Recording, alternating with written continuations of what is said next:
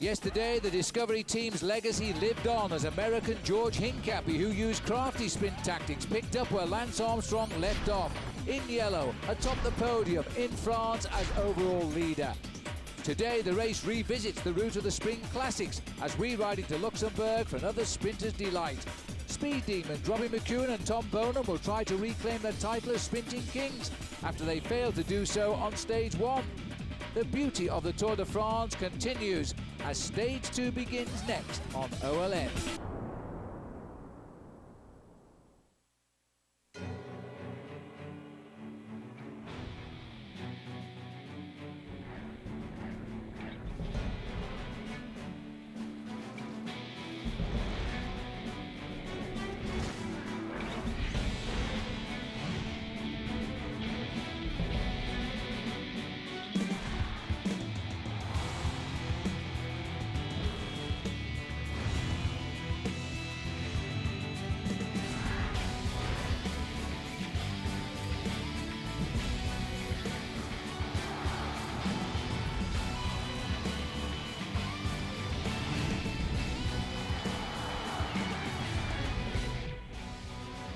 And today, day 3 of the Tour de France, we head into Luxembourg for the last 6 miles. It's an American. George Hincapie rides for the first time in his career in the maillot jaune of this great race. Luxembourg awaits now the arrival of the Tour de France. Yes, welcome back everybody. I hope you're enjoying our live coverage here on OLN of the Tour de France. It's day 3. It's the second longest stage of the race. And boy, George Hincapie in the sun reflects yellow. Well, I tell you what, Phil, every bike rider in their whole career dreams of just one thing. Even if it's just one day, they want to wear the yellow jersey. And George Hincapie's tried for many, many years. But today it was a dream that finally came true. You know, back in 1998, he got to within a few seconds of getting the yellow jersey, but it didn't work on that occasion. Then for the next 7 years, he worked his heart out for Lance Armstrong, and yesterday it all came true. And the reason it came true, he went for a 2-second time bonus. It gave him the lead by 2 seconds. And today we have similar time bonus sprints at 3 venues along the way. The last at Jutz, just 30 kilometres from the finish. For each time bonus sprint, there's 6, 4, 2 seconds available. At the finish line, Paul, 20, 12 and 8. This could still turn upside down today for the American.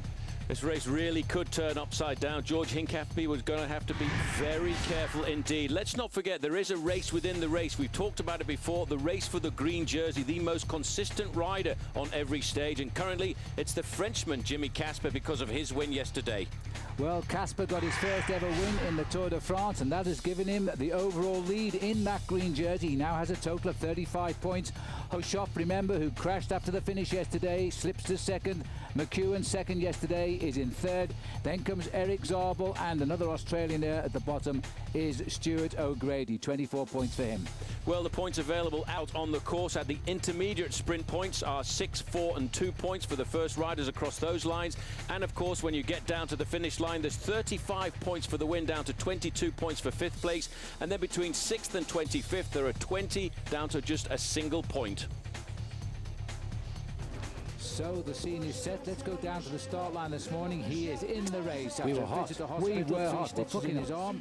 Tor Hushoft will start the race today and indeed is out on the open highway as we speak. Well, he certainly is, but you can see the bandage on his arm there, and that was a pretty dramatic overnight experience, I think, for the riders here at Crédit Agricole. But I think everybody very happy that Tor Hushoft is back in the race. Right on the front there is George Hincapie wearing the yellow. 175 riders, the first retirement of the race. Danilo De Luca didn't start today. We saw him slip off the back near the end yesterday and lose 3 minutes. He's out with a fever, and, well, he's out for the rest of the race, that's for sure. Well, there he is, Hincapie, first day in his career in the yellow jersey, and there's the leader of the green jersey competition, Jimmy Casper, because of his win yesterday. And they're the two guys that would like to take that lead away from him, Robbie McEwen, and on the inside there, Tor Hushoft.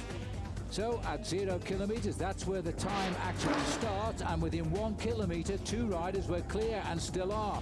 And this is Aitor Hernandez snatching the points in the King of the Mountains, beating David de la Fuente. He did it again as he came onto the second climb of the day, the Col de Valsberg, and now he's earned enough points so far today to be the new leader in the King of the Mountains. He's got a total of 8 points to knock Fabian Weckmann off the top of the board. Then we moved on to 107 kilometres into the race, the first time bonus sprint. At this point, a lead of 7.5 minutes, and no contest. Hernandez saying to David de la Fuente, you can have that because I've got the mountains. But the most important thing is Tom Bonen in a big sprint here with Hushoft snatches 2 seconds time bonus. He's now up into the top 10. Yeah, but I think the important thing is you can see that Thor Hushoft, although hurting, is right back on form, and he's going to fight out for that green jersey. The 2 leaders, though, are still out on their campaign and looking good with an advantage of around about 7 minutes and 15 seconds. And the latest gap coming at us at the moment is around about 7.5 minutes. As I said, Paul, they went away at 1 kilometre into the race. We are now well up the road here. Into the half distance for the day. Very hot day, as you can see. And these 2 Spanish riders, both Tour first-timers, they've been around 3 or 4 years. They've never won a bicycle race between them. No, they haven't, but this is the Tour de France. They're just hoping they don't get chased down towards the end. But I think the sprinters again this afternoon are really going to want to have their day, and they will chase them. Well, there's the face there of one of the riders. He's on the Sony Duval Producer team. And that's the David de la Fuente. The other one is Aitor Hernandez.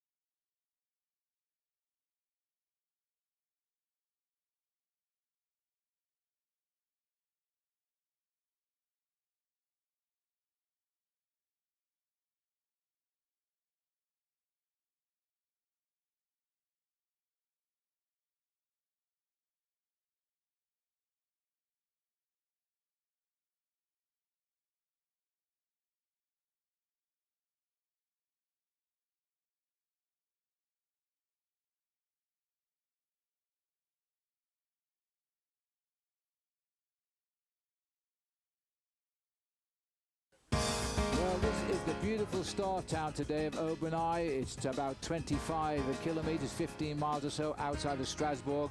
They went to the Heart's Delight here because the town has never seen the start of the Tour de France, and that they rolled out. Every bicycle was on display in the windows of the shop. The roads were closed for 12 hours for big parties. That was where they started from. That was a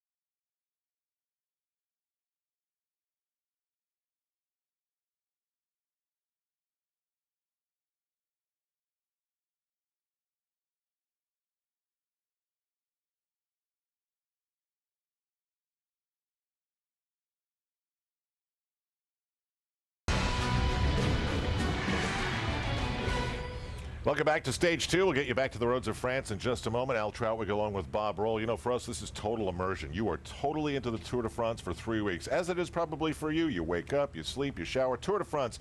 There are some danger signs and symptoms, though, aren't there, Bob? Check with your healthcare professional if you're showing any of these signs right here. The top 10 reasons, continuing on, to see if you have Tour fever. Dropping the hammer has nothing to do with building anything. Number 4, you've put more miles on your bike in a month than you have in your car in a year. Number 3, your wardrobe is nothing but yellow on yellow, hard to find, but you have it.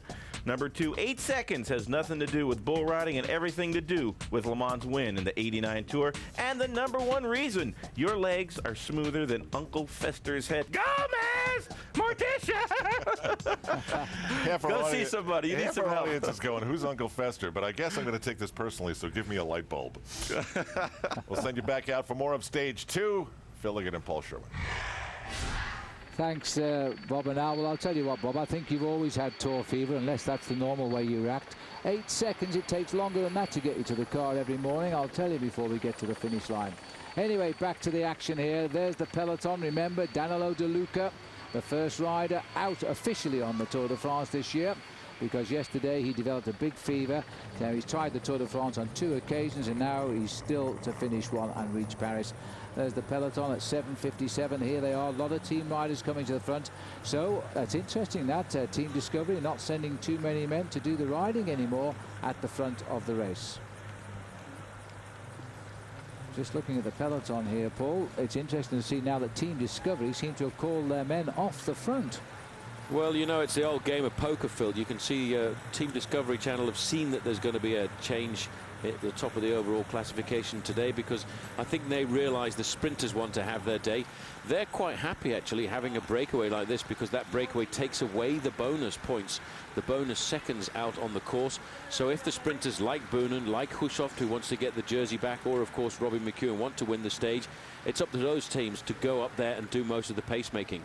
That's right, and with 91 kilometers still to ride, why would you throw all of your energy into the chase for 2 guys, with all due respect, can never win the Tour de France? They've never won a bike race yet, so that would be a bit of a shock, wouldn't it? It would be a massive shock. We have seen shocks in the Tour before, but these guys escaped almost after 1 kilometer of racing. The first man to go, in fact, was Hernandez, the rider in the orange jersey, and he was very quickly then joined by this man in the yellow jersey of Saunier Duval Prodier, and he, De La Fuente, made the junction. Then they've managed to build up a maximum advantage of 11.5 minutes. But I think the main field, like yesterday, Phil, in the opening stages of the Tour, have got it locked in at what they feel is a comfortable advantage. Yes, but this is going to be an intriguing Tour for a few days before we get to the time trial. It's in the time trial where we'll see just how the men that we're projecting as the likely winners of the Tour fare, because that's when they've got to ride hard and get times. Now that is stage 7, which is in effect is day 8 of this race. But until we get to that point, I think we're going to see a number of changes in the overall leadership.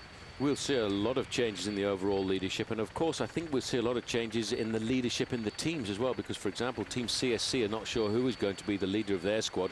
I think we will see the possibility of Bobby Julich assuming that role in CSC. What a lovely sight as they race past that herd of cows there. They grow them big here on the outskirts of the city of Luxembourg, don't they? As the peloton cruises by in glorious conditions today, red hot weather.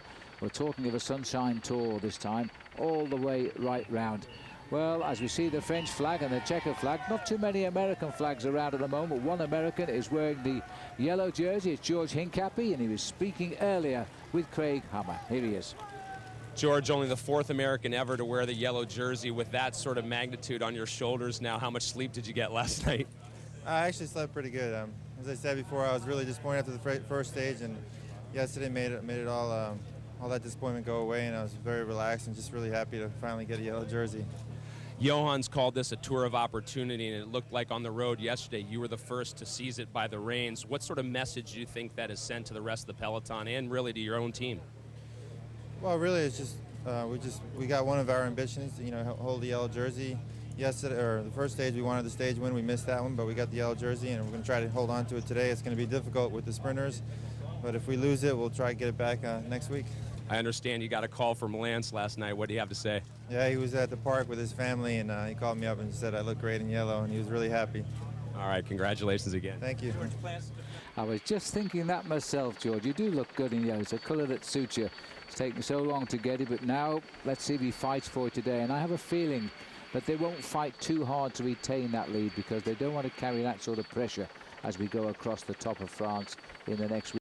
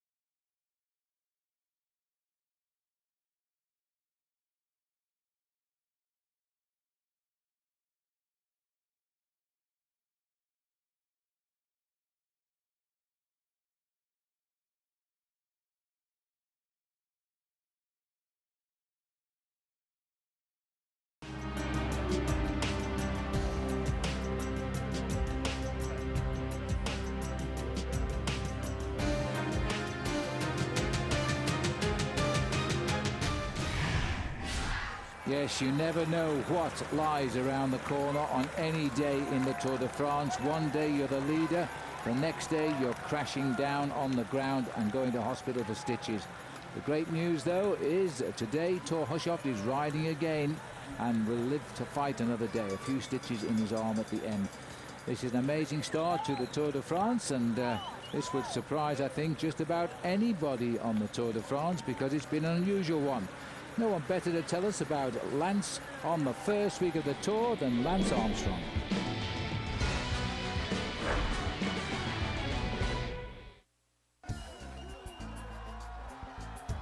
The first week is just it's a classic every day. I mean, you have, and I think, you know, although it's July, the weather is typically not great. You get a lot of rain, actually some cooler temperatures, a lot of wind, a lot of nerves. Every little thing becomes an issue. I mean, if it's a traffic island, if there's a post in the road, if there's a planter, if there's a corner with 400 meters to go, I mean, it's a crisis. It's like, oh, Jesus, how am I going to make it through this? And I'm afraid I'm going to, you're always afraid you're going to fall.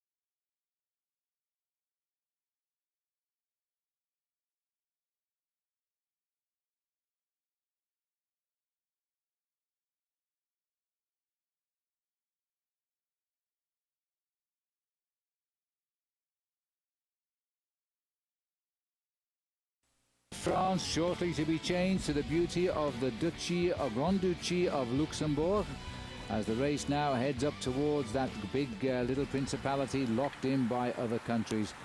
And this, the second longest stage of the Tour de France. It's come early this year at 229 kilometres. Because we are only on stage 2 or day 3 when we include the prologue, of course. And there's a view from the peloton. You could be riding yourself, but if you're at the back, you're usually in trouble sitting this far down. And the crowd's enjoying yet another sunny day out. 6:20 is the latest time gap, so it's continuing to head towards the 6 minutes. The green jersey on there, where it says the word peloton, is the being worn today by Jimmy Casper. And the yellow jersey, need I tell you, is being worn by an American today, George Hincapie, and these two riders are in that peloton. No one is behind the race, but two riders are in front just at the moment by that time gap of 6 minutes and 20 seconds. Christophe Moreau pedaling through there, number 31. I've got a feeling he's going to have a very good tour this year. He won the prologue in Dunkirk a few years back, but he can time trial and he can climb. So a long field of riders here. It looks as though there's no real trouble from the wind at the moment, Paul, but they do say there will be a change of direction as they come towards the end of the course.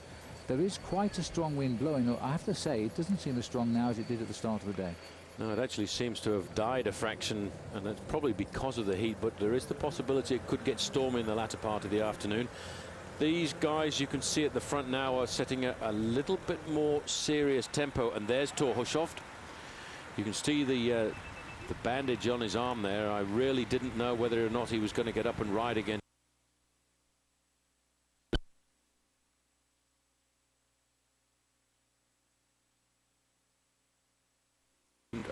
Hotel last night by around about 8 o'clock to get the full massage and get himself looked after. And the fact that he was fourth in that first sprint on the day is an indication that he's bounced back, even though he's in pain. He's talking there to his manager, Roger Leger. And he is a man who was very upset what happened yesterday, but he said he had he's such a strong character, what he called was a very brave personality. He was never in any doubt he would come out of the hospital and get back into his racing gear for today's stage. It's just that he lost points in the green jersey competition, which he might have gained. Well, it's a year that's been very difficult for Crédit Agricole because they had a very nasty crash by one of their riders, the American rider Saul Raisin, in the Circuit of the Sarthe in the early part of this season. And it was at that point that Thor Hushovd there on the far side got one of his best wins in the Ghent-Wevelgem race. And Roger Leger said, well, I couldn't really celebrate Ghent-Wevelgem because we had a rider in hospital in a coma. But since then, Saul Raisin has recovered and he's back on his bike. Yes, which is great news. Well, here we are as the chat continues at the back. And it may look as though Thor Hushovd has done a few rounds with Muhammad Ali, but I can assure you he hasn't.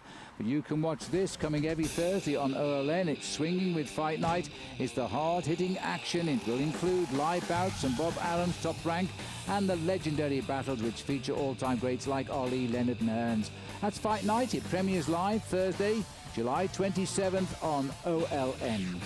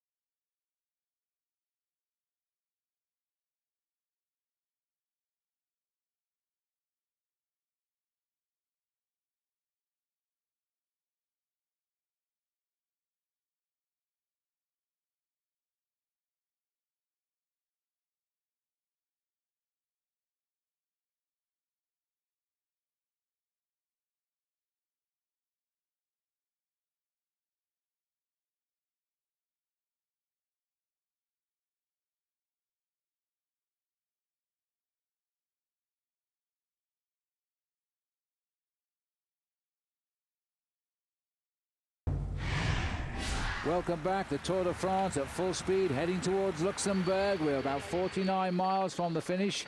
They will never take off, believe me, as the riders now head towards the line in the Grand Duchy of Luxembourg. 2 riders still clear, but for the first time, their gap has dipped inside 6 minutes now.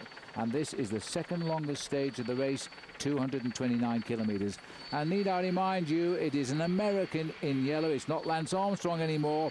It's his best friend, George Hincapie, yesterday getting the leader's yellow jersey. And there's the gap for you at 5:58. But let's remind ourselves now of just how George Hincapie got that race lead. And this is a time now to check out the yellow jersey moment delivered by AT&T. George Hincapie, using every tactic he knew, just a few kilometers from the finish, went for a time bonus sprint. He's in the green jersey there on the left. For the 2 seconds he gained, and the result was he now holds the race lead by those 2 seconds. George Hincapie is in yellow today, and that's our AT&T moment. And the sun is up on the left shoulder of the riders now. All of the Americans enjoying the Tour de France so far. There's the new leader in the King of the Mountains, Fabien Beckman. But as I speak, the rider up front in the breakaway, Hernandez, has stolen enough points to get that leader's jersey by the finishing line today. Well, as I said, all of the Americans are enjoying a race. Everybody got their own reasons for being here. George is quite clearly is to take the lead early on. Zabriskie also, that was his idea. Floyd Landis thinking long term, and yet he's up near the top already. Chris Horner also wants a great ride in this Tour de France. Sits in 20th. Bobby Julich, I think he's leading. CSC now. Could be a top 6 finish in Paris. Van der Velde got his chance late. Joins Julich on the same team. Levi Leipheimer has told us yesterday he can win this Tour de France. We'll find out. Freddie Rodriguez here to help the big sprinter from Australia, Robbie McEwen.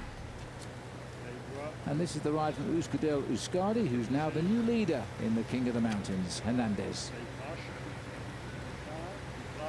Well, the thing is, Paul, I'm just thinking if Hernandez, he's got enough points to be the leader on the road in the King of the Mountains, but if they get wiped out, and it looks as though they might be wiped out in the next, 20 kilometers or so, then it brings Fabien Beckman back into play for those last 3 climbs. He might even take his lead back. Yeah, there are 9 points available in the King of the Mountains classification if Wegman was to win all 3 of the 4th category climbs, and he's such an aggressive little bike rider that he might just do that. I have a feeling these riders will get caught before we get to that final phase of the race here, because looking at the way they're pedaling, looking at the action that they're adopting here, I think they really are starting to weaken, not just because of the terrain that the race is going through here this afternoon, but I think also because of the weather conditions. Well, we're still on French roads, remember. Just the last 10 kilometers a day in the Grand Duchy. Tomorrow we have virtually all day. We nip out at the top end, finally finish in Holland, in one of the most famous racing areas of that nation, Valkenburg, where we've had the World Championships in the past, and it's the finishing line too of the famous Amstel Gold Race. Bit of a tight fit here as we race through the village.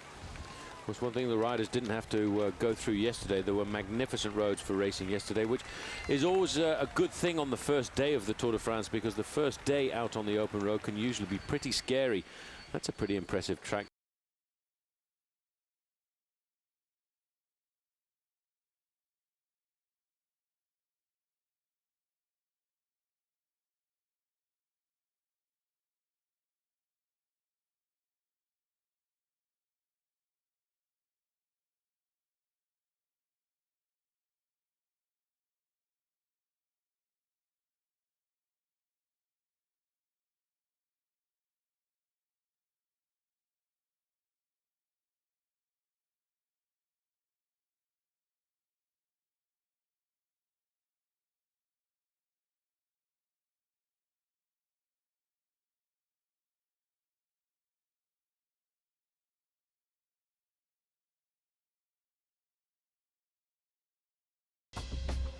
Welcome back. These are the flatlands of the Tour de France. The Pyrenees are still about 8 days away from us, but we're racing to Luxembourg today. Now, for those of you who've got long memories of cycling, many ask who my hero is. Well, here he is, Charlie Gore. We used to call him the Angel of the Mountains. He was the best cyclist, and still is the best cyclist ever to come out of Luxembourg. He passed away only recently. but this man was one of the best winners of the Tour de France. He did it in the mountains. There was nobody could climb with Charlie when he sprouted those wings. And Luxembourg were very proud to say they'd known him. Welcome back now to the current stars of the Tour de France now. This race of a long history first began in 1903 as a publicity stunt. I suppose in many ways we could still say it's a publicity stunt, but there's nothing stuntish about the way these cyclists tackle the route. And these are the two Spanish riders from kilometre 1 today. We're now at kilometre 159, and Hernandez and De La Fuente are still ahead of the race itself by 5:25. Well, we've just done about 159 kilometres now, Paul. Some 69 kilometres or so to go. There's no way they can stay away, but they're heading up to only 5.5 minutes now. Yeah, it's coming down, Phil, without the fact that the main field has really got an organised chase on, and that's an indicator. You see the rider at the back there just shaking his legs. That's because of the lactic acid that has certainly been building up in those legs of his since they broke away after just the first kilometre of racing. This is certainly what we would call the early morning breakaway, but right now it's developing into the late afternoon breakaway as well. I think there are going to be so many surprises this year, because in 2 days of racing we've seen riders out on the attack and staying away for more than 160 kilometres, which is approximately 100 miles. Whereas in the previous tours, the sprinters have contained the race, they've kept them in the pack, and then they've unleashed their spirit towards the line and snatched the time bonuses and indeed the stage wins. But I don't believe there is any one team can keep a real tight lid on the event this year. Well, the reason for that as well is because I don't think there's any one team are completely convinced they've got the chance to win. They think they've got the chance to win, but unlike Team Discovery Channel for the last 6 years, after Lance Armstrong won in 1999, they started knowing Armstrong could win the Tour. None of the contenders, and I would say there are at least 10 contenders who have a good chance of winning this race overall, are 100% certain, as Armstrong and his team used to be. I think that is absolutely right. Lance did say when he had his few words on the podium on the Champs-Élysées last year, well, I did it my way, now it's up to some other team to do it their way. It won't be the same way, and he's absolutely right. That is the way it is working out now.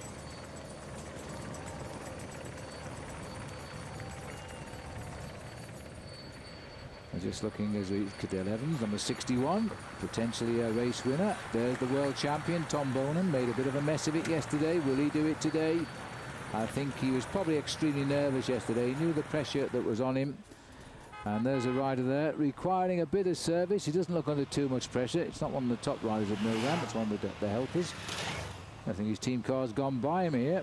He's going to have to run back. Here comes the front wheel. So they have little sweet levers on the ends, quick 5 to 9 seconds. He stood more by the roadside than it took to change the tyre there, but because the convoy's all around him, he'll have no problem rejoining the comparative comfort of the big peloton. Looking 21 there, that's Andreas Kloden there too, also keeping himself out of trouble. Well, don't forget, when you want all the latest updates on the Tour de France, then you must come and join us on olntv.com. There you will find up-to-the-minute expert analysis, recaps, race routes, the track contenders, the leaderboards, the results, and of course exclusive rider forecasts. olntv.com is your link to the cyclism, the Tour de France, and us at OLN. That's a lovely shot. At the end of the Tour, of course, there'll be a montage of all the pretty shots around the hexagon of France, plus all of the other countries visited. And one day as a VIP, you may even get to fly in one of those helicopters, because they are waiting for the cars to arrive to put the VIP guests in, and then they'll be up above the riders watching the race from the finest seat in the house. It's nice to see now that De Vitam and Lotto have sent 2 riders up. In fact, there's 3. There's tall Johan van Summeren off to the right as well.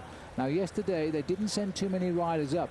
Clearly, Robbie McEwen, who got second yesterday, has decided he would like this race to close down a little bit quicker so that they can concentrate on the sprint finish better. 5:25 the gap. It's still holding, and it's now just 66 kilometres to go. That's about 42 miles still to race to the finish.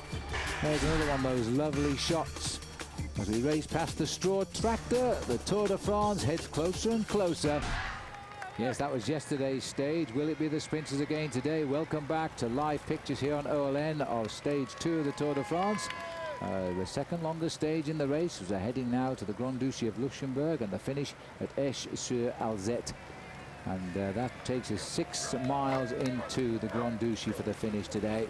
These two riders who got away in the first kilometre, we've now done 165 kilometres, are David de la Fuente and Aitor Hernandez, 2 Spanish riders, but the lead has come down now to 5 minutes and 10 seconds. At one stage today it was over 11.5, I think it was, so they've halved it right now.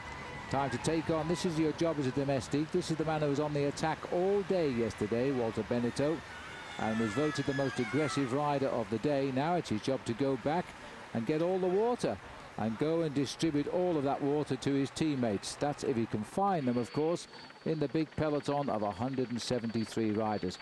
All right, well, let's have a look back now as we check out yesterday's sprint finish for today's Saab Afterburner report. It was one terrific sprint. Watch the left there as Tom Boonen tries to go ahead, but watch the man in white now, the greatest moment in his life. Jimmy Casper taking on the world champion and riding him off his wheel. A late dash on the right there by Galvez wasn't enough. Right on the line, and that was Jimmy Casper who got the sprint. Just watch his face here. He cannot believe it as he finally gets his win. And that's today's Saab Afterburner report. And this is Jimmy Casper's statistics. He has been in the Tour de France 5 times before this time. He's twice finished the last man in the Tour de France, by the way.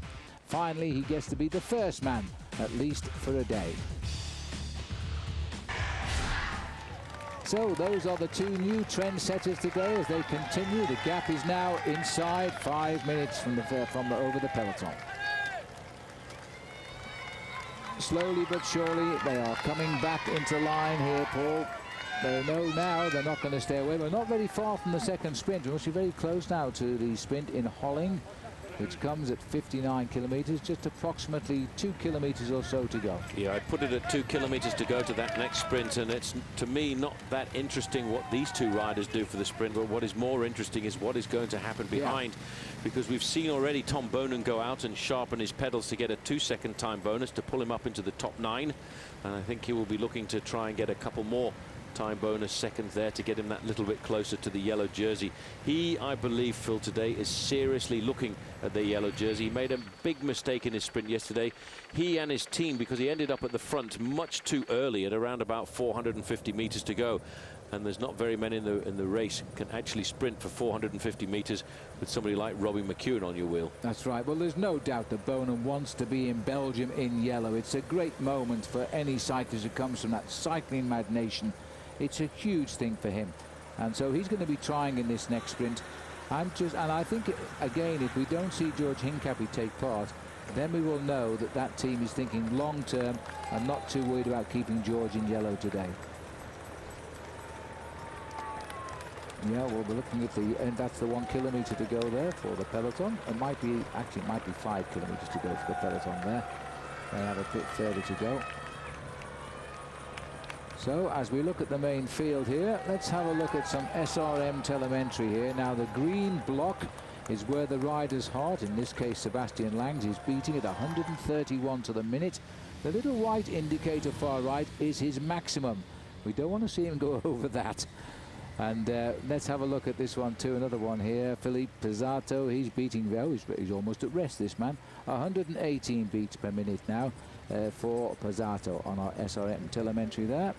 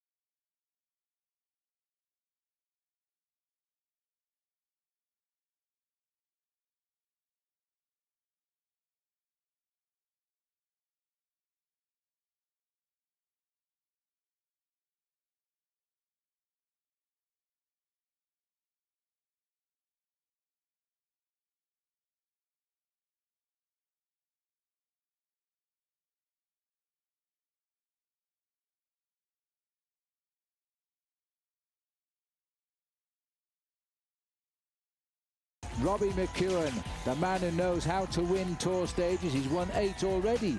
Will it be number 9 today? We'll find out after the break. Welcome back to the Tour de France. Life is getting a little bit hot on the road now because Tom Boonen, the world champion, he's in the white jersey there, has sent all of his team up here to try and win a 3rd place at the sprint. We're 1,000 meters from it, and with it a 2-second time bonus, which will mean he will close to within 9 seconds of George Hincapie. Then a stage win would give him the yellow jersey. That's what he wants. This is the lead out. Torhushov's men are taking control. They're also trying to spoil the fun here. Hincapie is hanging on too. He's also taking the wheel of Robbie McEwen. Hincapie in the yellow jersey. This is like the finish of the stage of the race here. Just look at Hincapie down there in the yellow now. The lead out men for the Crédit Agricole. Boner has got second wheel. Boner is going to make this a formality. I think he's got a perfect lead out.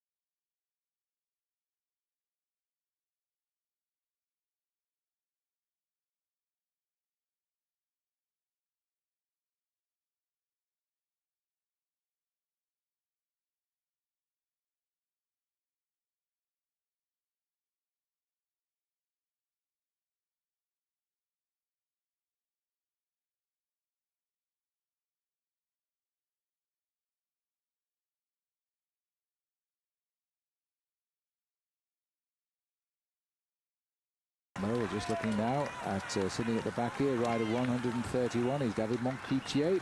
Little bit of help required for the Italian Filippo Pizzato. He wants a drink. These two boys are continuing, but the gap is narrowing. Look at that. Push-off scores 2 seconds over Bonin. A rehearsal, perhaps, of the finish, which is to come in the next hour or so. We'll take a short break. Rejoin us. Live pictures of the Tour de France here on OLN.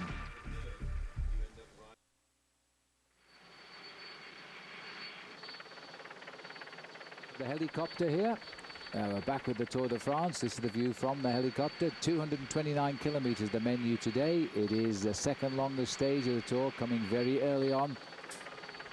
The peloton is cooking under the sun, and these are the heart rates as a result, I think. Sebastian Lang, who had a great prologue time trial, his is beating at 149 beats a minute in the SRM telemetry today. There's the white line. That's his maximum heart rate. He's well short of that, so he's in no problem. Let's have a Pizzato. He's been to the back for a drink. That seems to have caused a little bit of excitement because he's gone up to 163 beats the minute. So the white line, don't forget, that's their maximum heart rate. They don't really want to go into the red zone because soon after that you start to get yourselves in a spot of bother. 3:06 the current lead. 6 seconds added on since the pressure came off the main field after that sprint, but very soon they're going to go up this little climb. This is the Côte de Kedanza, or Kedanga, Chicana, and it's 41 kilometers to go when we top that, 25 miles or so. It's getting a bit lumpy now, Phil, I have to say. These riders are starting to feel the pain coming into their legs. This is one of the longest stages of the Tour de France at 228 kilometers, 142 miles. And with the heat that's been very oppressive since the start. Let's not forget these riders started off in 30 degrees Celsius heat, and that's a long call on a day like this. It was actually very hot at 8 o'clock this morning. It was well into the 20s, so we knew it was going to be an absolute scorcher. But the riders themselves don't seem to mind it over much. They've just got to be careful to drink plenty of fluid on a long stage and to keep eating as well. You can take on board as much as 7 liters of fluid on a day like this. They just have to keep drinking all the time. And even having drunk that amount of liquid, they can lose up to 1.5 kilos in weight by the end of the day, which is why they're very, very conscious of monitoring their weight at the end of every stage. Yes, that's why they're not worried about this breakaway, because it is rather a ripply old route in a few minutes. You can see the hills ahead. That's where we're headed to at the moment. Just watching here as Sergei Konchar, former world time trial champion. Long way down the line. I think he's been down the line to talk to his car. Yes, it is on the right. Looking here at Team Mobile, this is a team that was decapitated before the start of the Tour de France. This team was built for this year's Tour de France to look after Jan Ullrich. And then within 24 hours of the start, Ullrich was pulled out by the team, suspended under that suspicion of being involved in a doping allegation. Now the team has got to decide who is going to be the team leader. Well, in the past, they had a rider by the name of Andreas Kloden, who finished second overall in the Tour to Lance Armstrong, then spent a couple of years really assisting Ullrich in the big mountains. I know Andreas Kloden is an enigmatic rider. If he can get his head together, if the team management can get his head in the right position, right at the front of the team, he could actually win this Tour. Absolutely. Carre's on, by the way. That means that he's had a flat tyre. Now he's rejoining. And, of course, the other headless team is CSC. They lost Ivan Basso, and I think that Bobby Julich in the days ahead will probably be seen to become what we call the protected rider, the man the rest of the team will work for to try and get a high finish in Paris. Well, they've got 2 riders on CSC who could possibly look at a high place in the overall classification, Carlos Sastre and Bobby Julich, but Bobby Julich has got the pedigree. He finished in 3rd place in the Tour de France in 1998. I would think at 35 years of age, I would normally say he's starting to get a little bit long in the tooth, but over the last 2 seasons, Bobby has had an absolutely superb race. He's ridden well in races like Paris-Nice. This year was a magnificent start to the season when he actually won himself the prologue of Paris-Nice. Last year he was the outright winner of that race. But I think the biggest thing about Bobby Julich is he does have the strength as a time trialist. Yep. And for me, that's going to be very important. The rendezvous that he has on the 7th stage of this race into Rennes is going to indicate whether or not Team CSC are going to adopt Bobby Julich as the new leader of their squad. Well, you say he's been around a long time, Paul. He's in his 15th season as a pro. That is an incredibly long career. and he still loves his bike ride. You've got to stay a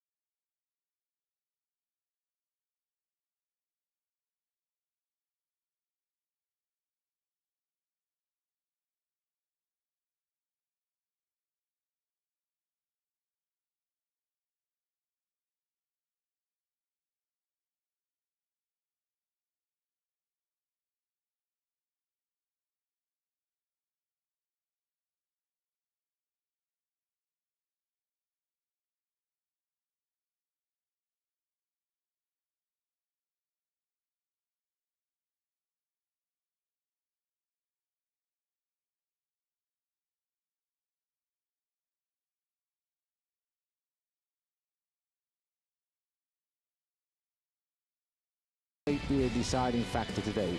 See you in a moment. And the sun still shines on this beautiful part of the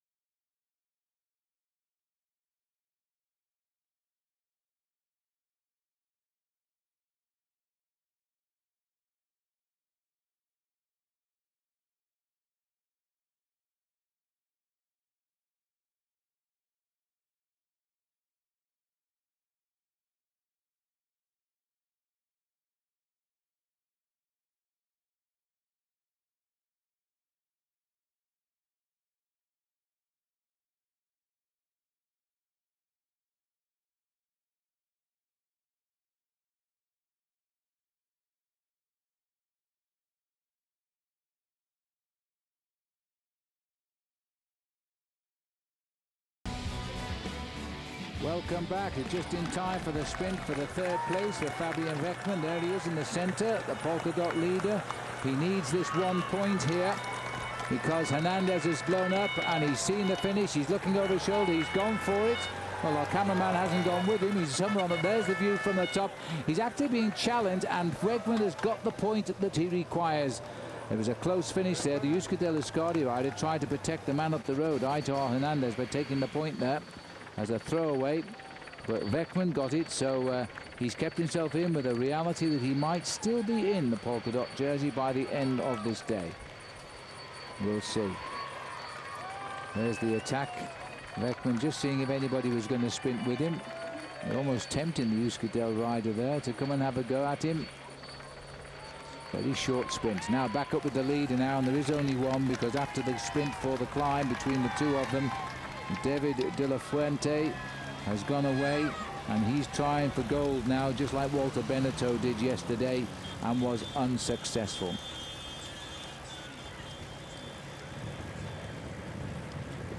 Keep taking in that food as we continue here with the lead. About 20 seconds back to Aitor Hernandez now, and the field itself is closing in also quite rapidly.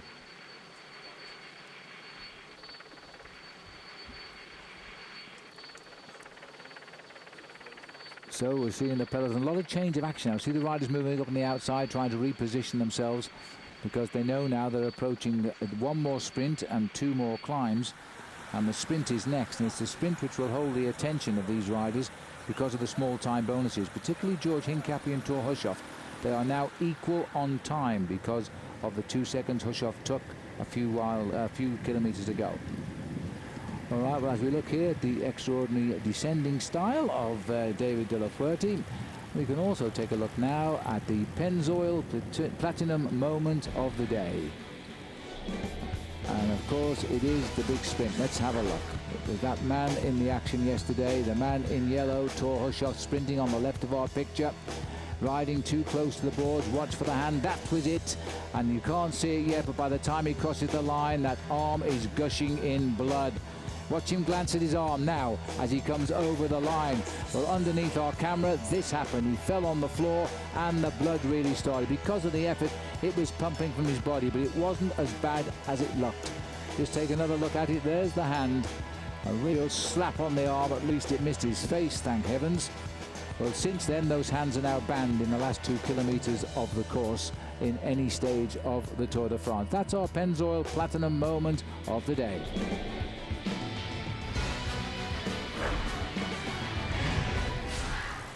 There he is. I'm delighted to say he's come out to fight again on the stage of the Tour de France, and that's the word. We've seen him in action. He's equal first in the Tour now. He's recovered his lost 2 seconds of yesterday in the sprint, just like George gained them.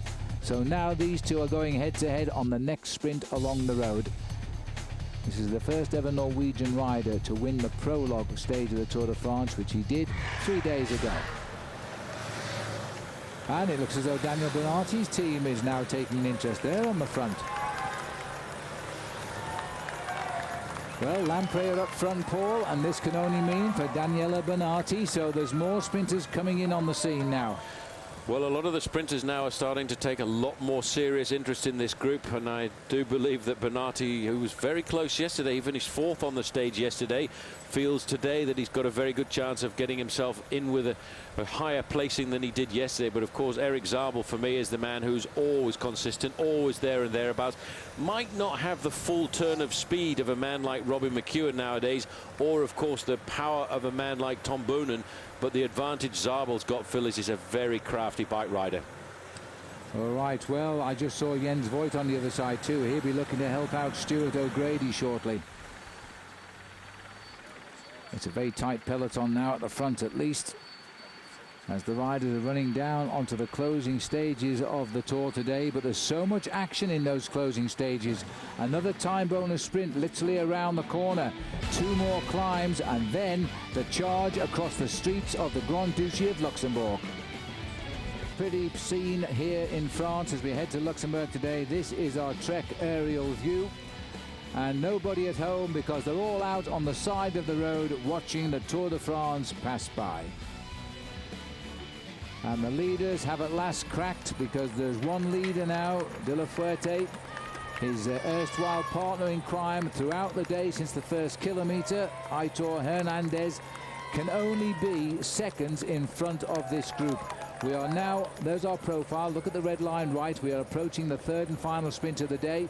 It might be for second place, because the catch can't be far now as we race towards the finishing line. It's one of the biggest nuclear power stations here in France, by the way, in the distance. Well, one rider and the 105, and then the peloton 2 there. So he's a little bit further than I thought there, Paul. He's got a little bit more than a minute and a half just on. So he may survive to the sprint, Hernandez. That'll make it a 2-second sprint from the bunch. And you can see George Hincapie moving up there. He's in 7th position there in his yellow jersey, and surrounding him are the green and white jerseys of Crédit Agricole. So we could see that battle happening one more time. This is the lone leader. He's got a minute 25 over the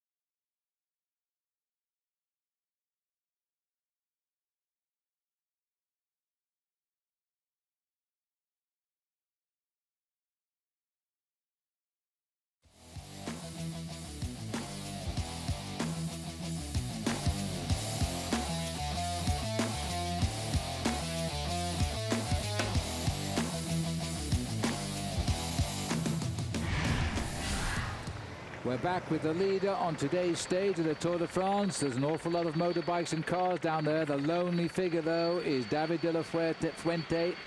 He has been in the lead since kilometre 1. We are now at kilometre 203.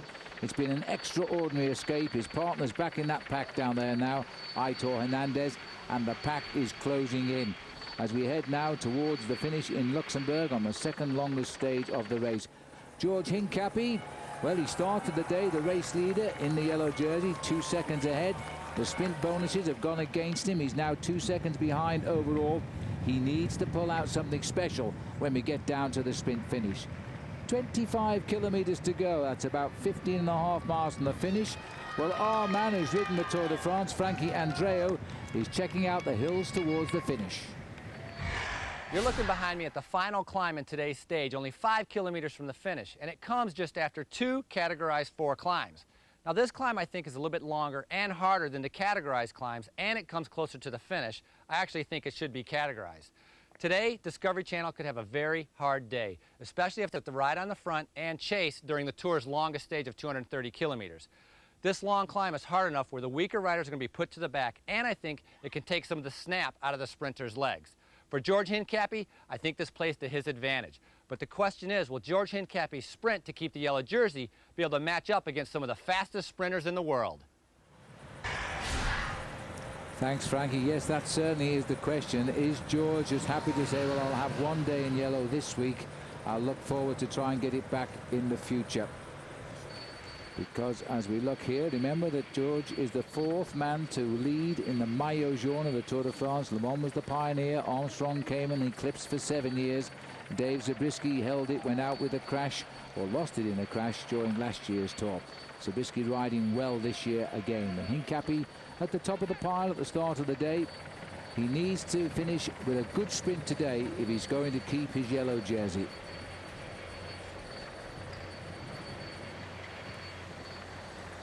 There's the 25 kilometre to go banner for the peloton now. Remember, there's only one man out front. Hernandez is probably hanging on to the tail of this lot now in the hope he might get to the finish with them.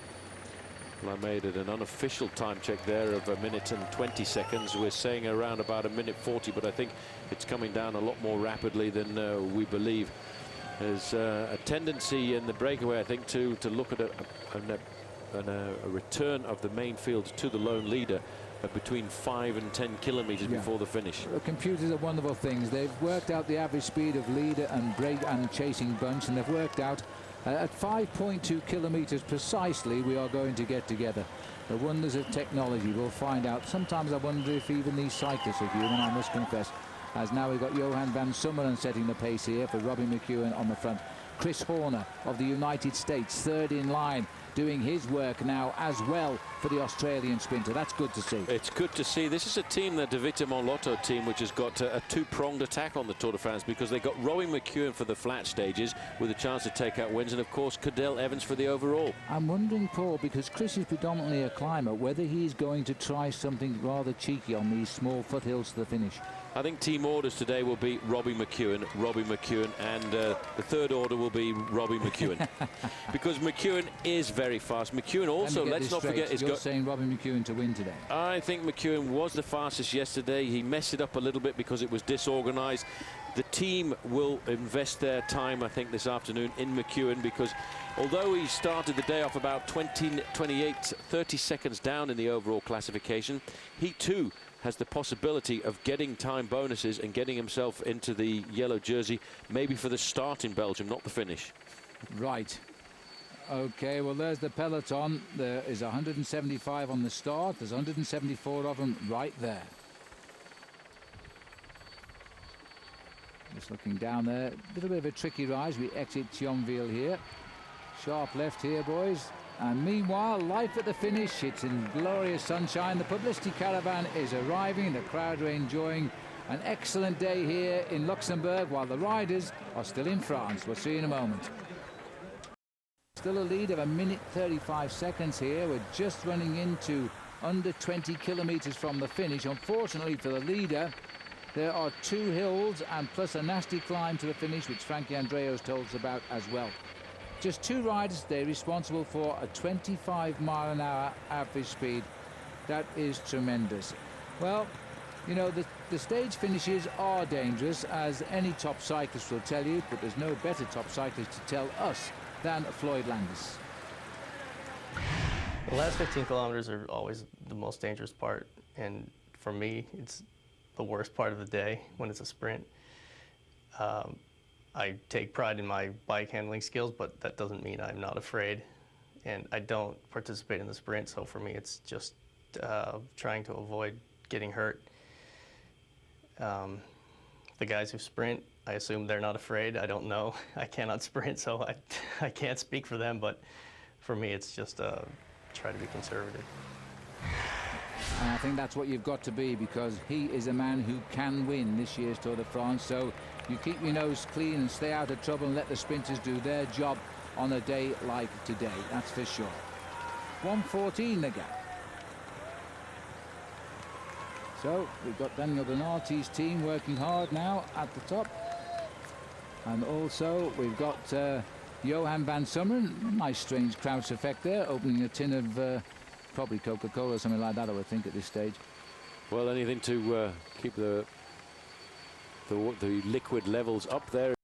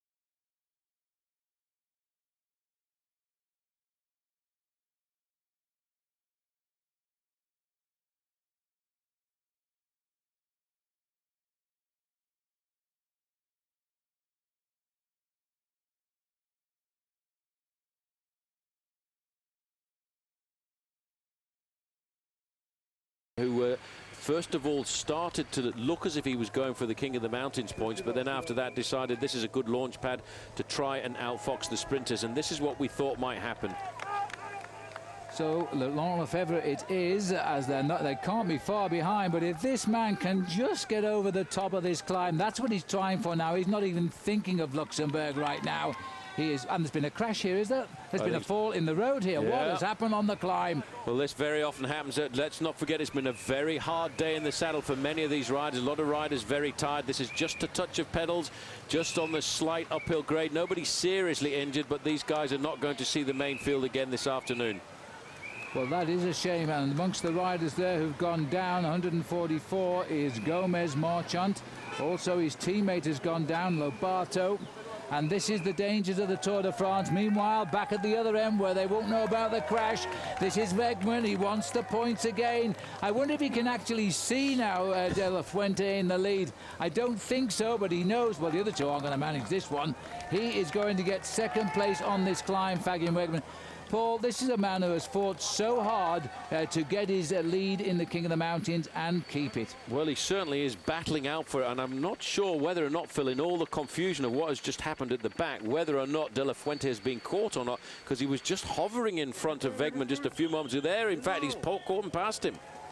Well, it looks like he may well have done here, because this is, yes, he has. So he gets the points on the top. That's why his jaw was set. So Wegman possibly has saved his King of the Mountains lead.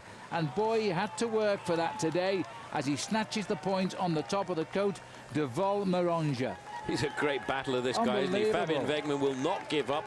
I remember seeing him in the Giro d'Italia when he was the leader of the King of the Mountains classification.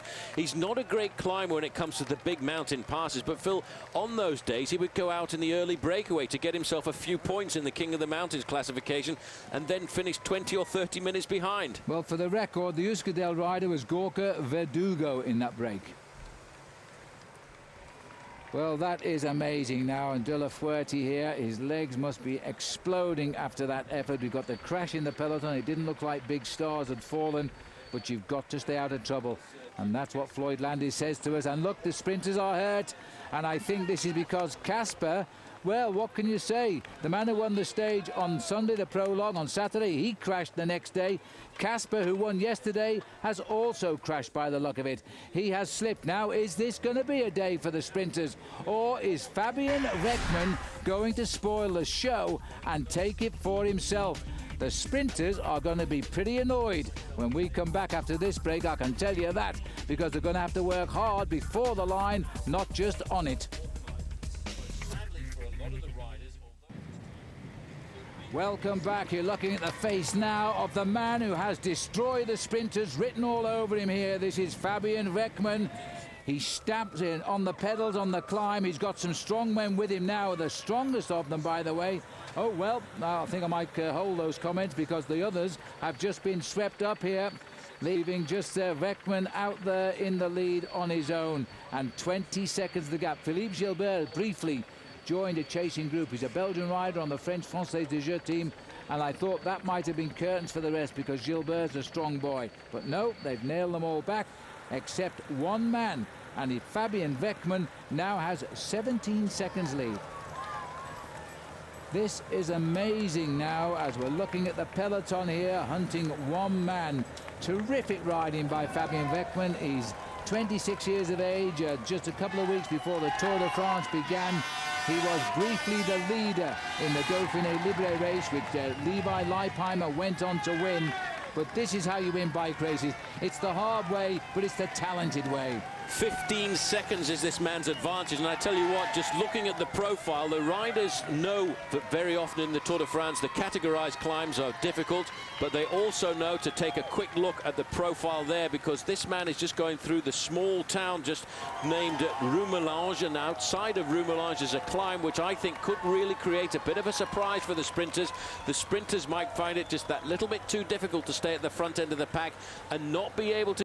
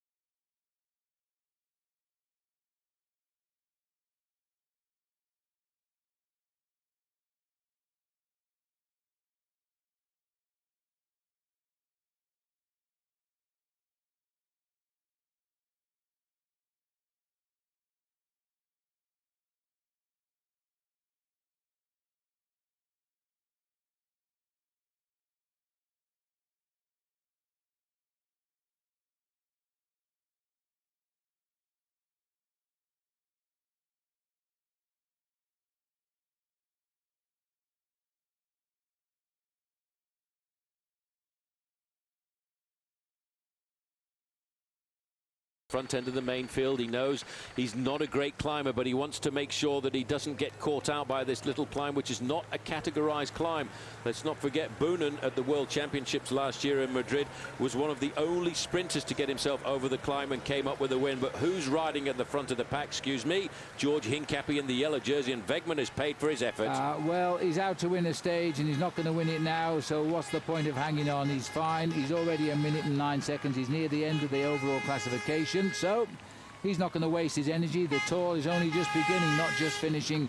Save what you can for the days ahead. That was a super effort. A lot of panic on these riders' faces. There still really is no organization. There are certain riders coming forward. AG2R now on the attack, putting the pressure onto the teams of the sprinters. Now the sprinters teams now, Phil, must not panic. They've got to keep themselves together because as a good group, they can chase them down. 7 kilometers left to go, and we've now got a move here, and this is by AG2R's Sebastian Lang. I think it is Lang down there. It is Lang who's on. No, it's Gerolsteiner. So the rider on the attack will be Calzati. While we look at the heart rate of Sebastian Lang, boy, he's onto the white line there. Threshold at 187 beats per minute here on our SRM telemetry. This is now on the left here, just being picked up is Calzati. Another attack. And Calzati was only briefly out there in front. We now have another attack here by Gerolsteiner. And this is the big tall man on the team. I can't tell you his name right now, but he started to really go for the finish. Well, Gerolsteiner obviously have to take up the pacemaking after that. This looks like Matthias Kessler coming across as well there for T-Mobile. This is the panic that a lot of the riders were worried about with this uncategorized climb down towards the end, a little bit close to the finish for the sprinters. And this may well be the situation where somebody is going to spoil the party. Kessler is the man who's gone out on the attack, and he now, you see, is trying to give some spirit back to this T-Mobile squad, which lost their man Jan Ulrich 24 hours before the start of the race. But the yellow jersey there, Phil, on George Hincapie's shoulders is riding very nicely, thanks, in 4th place. Well, he's now paying attention for the finish, but he's going to worry about these attacks. It was David Kopp from Gerolsteiner who quickly went back into the bunch in his first Tour de France, his first season with that team. This is Matthias Kessler now, who's trying to go alone here. Big Philip required for T-Mobile. Remember, they lost Jan Ulrich before this race started under controversial circumstance. 5.9 kilometers to go. Well, there's no more classified hills on this running, but boy, they're finding all these slopes, which is hurting everybody. I tell you what, this is not flat at all here on the run into the finish. There you just caught a quick glimpse of the French national champion at the front, Florent Bras. He wasn't too far away. Hincapie's riding well. I wonder if this hill is going to be a little bit too difficult for Thor Hushoff. Let's not forget, Hushoff has been sprinting well, but he was injured fairly nastily yesterday. Well, the incline here is around 1 in 10 when they hit them. They're rather nasty little climbs as they quickly go over the top. They're not very long, but they're enough to crack aching legs after more than 5 hours in the saddle today. And Kessler has gone over the top, and everybody else waiting for somebody else to take up the chase. And that is how you win stage races. You've got to be very careful. Kessler has not won a race since April 2004. But he's in good form. He was second in the German national championships, and it looks to me on this squiggly part of the course as if he's managing to open up a better gap now. 10 seconds at 5 kilometers to go. It's a tall order, but this man is going to be highly motivated. He is flying right now. He's such a strong bike rider. The only reason he hasn't won for himself is he's always helping the bigger names of his team strike gold. But here's a rider who was second in the National Road Race Championship just a week before the tour started. He's got the form, he's got the legs, and the peloton, when they start moving around, are looking who's going to come and help us chase this guy down. But the pressure of the chase has actually caused a number of splits in this group. The last time check is 12 seconds to Kessler. He's going away, and sadly for him, there's another little climb just before the finish with around about 2 kilometers to go. This is a tough run in. He too now is adopting that rather strange, crazy conditioned, that profile position as he goes through 4Ks to go. Well, his legs are aching, his backs are aching, and his arms are aching, so he wants to relax on all that. We are inside 4 kilometers to the line now, and this is Matthias Kessler going for gold here. The team of Jan Ullrich without Jan Ullrich. And boy, is this man going. He's just well inside. His heartbeat around 150 beats a minute, so he's well inside his threshold. Well inside his threshold, not really up in the red zone yet, and in fact he's stretching out his gap to 14 seconds. You can see